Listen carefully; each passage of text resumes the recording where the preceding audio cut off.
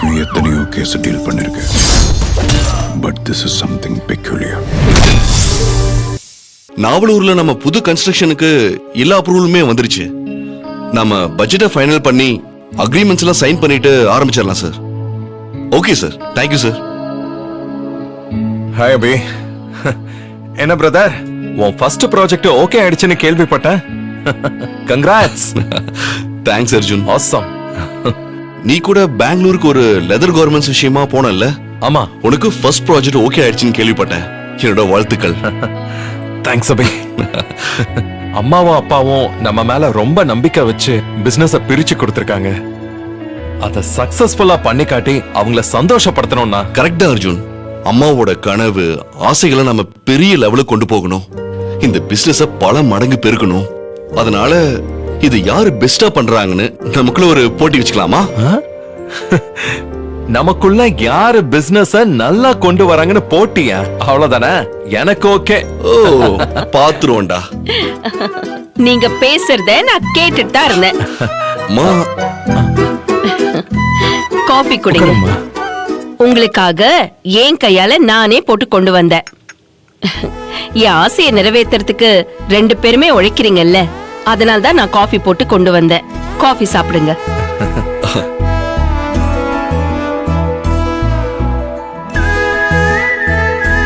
உங்களுக்குள்ள காம்படிஷன் நல்லதுதான், ஆனா அது ஃப்ரெண்ட்லியான காம்படிஷனா இருக்கிற மாதிரி பாத்துக்கங்க. ஏன்னா பிசினஸ்ல ஜெயிக்கணும், பணம் சம்பாதிக்கணுங்கிற வேகத்துல ஓடும்போது திசைகள் மாறி போயிடும். பாதைகள் பிரிஞ்சு போய் 2 பேரும் ஒருத்தருக்கு ஒருத்தர் போட்டியா மாறிடாதீங்கப்பா. எப்படி கண்ணு 2ஆ இருந்தாலும் பார்வை ஒன்னா இருக்கோ, அதே மாதிரி நீங்க 2 பேரா இருந்தாலும் கடைசி வரைக்கும் ஒத்துமையா இருக்கணும். புரியுதுமா? நிச்சயமா நாங்க ஒற்றுமையா தான் இருப்போம். சரி, காஃபி சாப்பிடுங்க. குடி.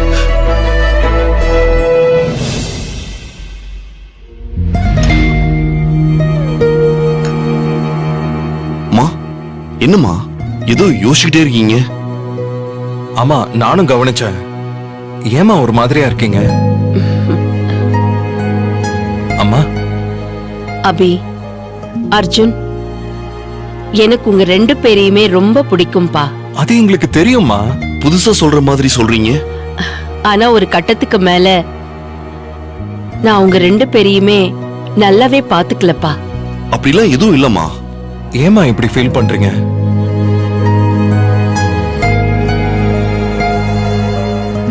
எனக்கு தெரியும்பா, பிசினஸ் பிசினஸ்னு நான் சக்கர மாதிரி சுழந்துக்கிட்டே இருந்தேன். நம்பர் 1 ஆகணும்னு விடாம ஓய்வில்லாம ஒரு வால் கிளாக் மாதிரி நான் ஓடிக்கிட்டே இருந்தேன். உங்களை கொண்டு போய் ஸ்கூல்ல விடுற அம்மாவா, ஸ்கூல் முடிஞ்சதும் காத்திருந்து கூட்டிட்டு வர ஒரு அம்மாவா, மத்தியானம் சாப்பாடு கொண்டு வந்து கொடுக்கிற ஒரு சராசரி அம்மாவா என்னால இருக்கவே முடிஞ்சதில்லப்பா. உங்க தேவைகளுக்கு பணம் சம்பாதிச்சேன், ஆனா அந்த தேவைகளை உங்க பக்கத்துல இருந்து நிறைவேற்ற ஒரு சராசரி அம்மாவா என்னால இருக்கவே முடியலப்பா. ஒரு சட்டை பிடிக்கும்னு நீங்க சொன்னா உடனே அதுக்கு பணம் கொடுத்து வாங்கிக்கன்னு சொல்ற ஒரு அம்மாவா இருக்க முடிஞ்சது. உங்க 2 பேரையும் கடைக்கு கூட்டிட்டு போய் சட்டைய வாங்கி கொடுத்து உங்க முகத்துல சந்தோஷத்தை பாக்குற அம்மாவா என்னால இருக்க முடிஞ்சதே இல்லப்பா. வேலை வேலை, தொழில், கான்ஃபரன்ஸ், கிளையண்ட், பணம், பிசினஸ் மீட்டிங், இதுக்கு பின்னாடியே அலைய வேண்டியதா போயிடுச்சுப்பா. உங்களோட சந்தோஷமா இருக்க வேண்டிய நிறைய சூழ்நிலைகளை நான் இழந்துட்டேன். அதுக்காக நான் இப்போ ஃபீல் பண்றேன். அது எல்லாமே எங்க 2 பேருக்காக நீங்க செஞ்ச தியாகம் தானம்மா? அந்த தியாகத்துக்கு ஈடு இணையே கிடையாதேமா. நாங்க இன்னைக்கு உங்களை இவ்ளோ மதிக்கிறோம்னா அதுக்கு நீங்க செஞ்ச தியாகம் தாமா காரணம்.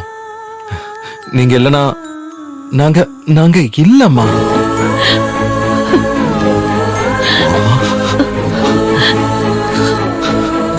எனக்கு தெரியும்டா, அதனாலதான் நான் என் பிள்ளைங்க மேல உயிரையே வச்சிருக்கேன். என் பிள்ளைங்களும் என் மேல உயிரையே வச்சிருக்காங்க.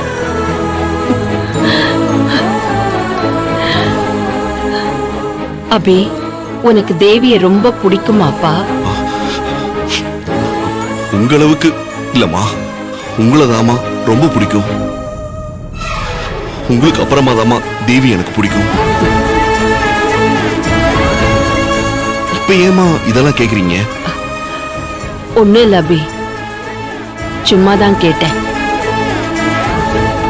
சரி, நீங்க உங்க வேலையை கண்டினியூ பண்ணுங்க, வரேன்.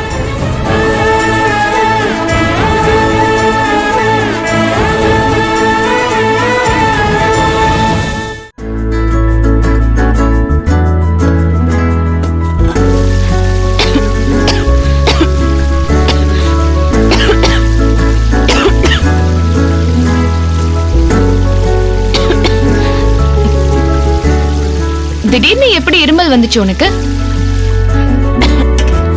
அதுக்கு தான் பால்ல மஞ்சத்தூள் போட்டு காய்ச்சறேன். குடிச்சா இருமல் போயிடும். ஓகே?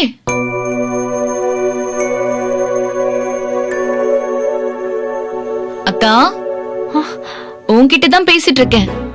என்ன யோசனை? இல்லடி, கோவில்ல மாமா சொன்னதை யோசிச்சுட்டு இருக்கேன்.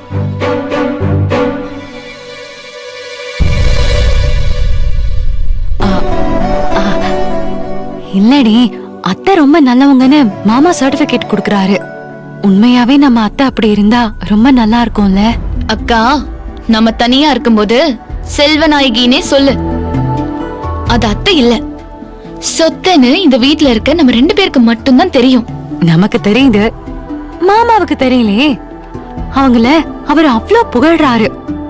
நிஜமாலுமே அவங்க அப்படி நல்லவங்களா இருந்திருந்தா எனக்கெல்லாம் அம்மா நம்ம கூட இல்லையேங்கிற ஏக்கமே வராது. மாமியாரையே அம்மாவா நினைச்சு நான் கும்பிட்டுப்பேன்.